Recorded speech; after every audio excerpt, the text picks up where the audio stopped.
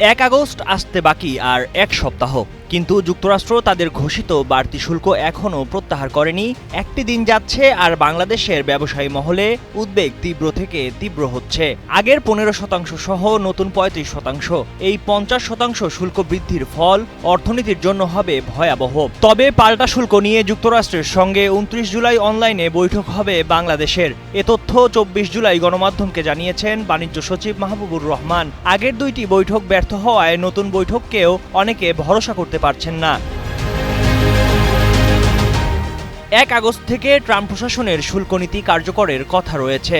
অন্তর্বর্তী সরকার এই সংকট সমাধানে কাজ করছে। তবে এ বিষয়ে সরকারের নেওয়া পদক্ষেপে হতাশ ব্যবসায়ীরা। ৪০ বছরের ব্যবসায়িক জীবনে এমন সংকট আর আসেনি। সম্প্রতি এমন মন্তব্য করেছেন এফবিসিসিআই এর সাবেক সভাপতি ও যুক্তরাষ্ট্রের অন্যতম শীর্ষস্থানীয় পোশাক রপ্তানিকারক হামিম গ্রুপের ব্যবস্থাপনা পরিচালক একে আজাদ। ২০২৫ সালের জানুয়ারি থেকে মে পর্যন্ত বাংলাদেশ যুক্তরাষ্ট্রে $৩.৩৮ বিলিয়ন পোশাক রপ্তানি করেছে, যা আগের বছরের একই সময়ের তুলনায় ২১% বেশি। এই প্রবৃদ্ধির পরও ওয়ালমার্ট, লেভিস, H&M এর মতো কোম্পানিগুলো অর্ডার স্থগিত বা সীমিত করেছে শুল্ক সংক্রান্ত অনিশ্চয়তার কারণে।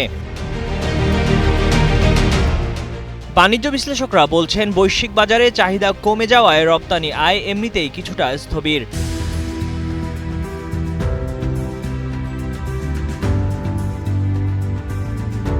এখন মার্কিন শুল্কনীতির প্রভাব পড়লে দেশের বৈদেশিক মুদ্রার আয় আরও কমে যেতে পারে, যা ডলারের সরবরাহে ঘাটতি তৈরি করবে।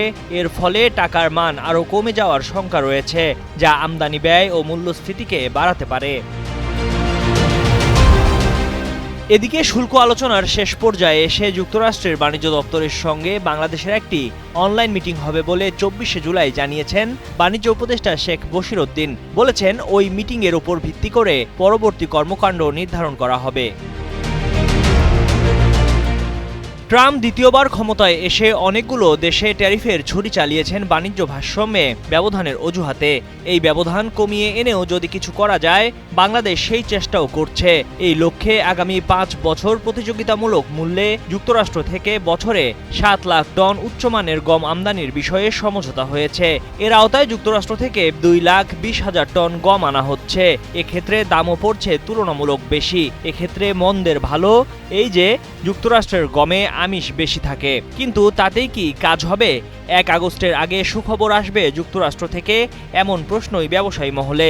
স্থানীয় ব্যবসায়ীরা বলছেন, যুক্তরাষ্ট্রের যেসব প্রতিষ্ঠানের সঙ্গে তারা কাজ করেন তারা জানিয়েছেন ফলাফল ইতিবাচক হওয়ার সম্ভাবনা ক্ষীণ। সব মিলিয়ে পরিস্থিতি দেশের রপ্তানি খাতের জন্য গভীর উদ্বেগের। ময়ূখ ইসলাম, কালের কণ্ঠ।